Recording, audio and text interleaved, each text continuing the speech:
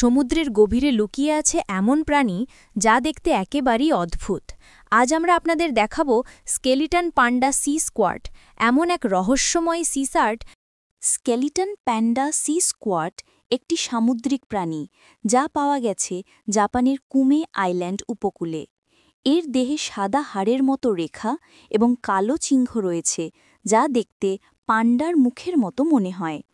তবে এটি কোন স্কেলেটন প্যান্ডা সি স্কোয়াট মূলত একটি ফিল্টার ফিডার।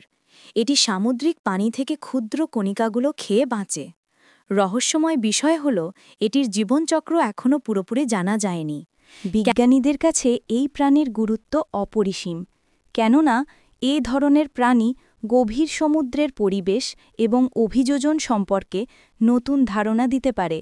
এছাড়া এটির পৃথিবীর জলজ পরিবেশে কত কিছুই আমরা এখনও জানি না। কে জানে, সামনের বছর আমরা এমন আরও বিস্ময়কর প্রাণী দেখতে পাব। আপনি যদি এমন রহস্যময় প্রাণী নিয়ে আরও জানতে চান, সাবস্ক্রাইব করুন আমাদের চ্যানেল।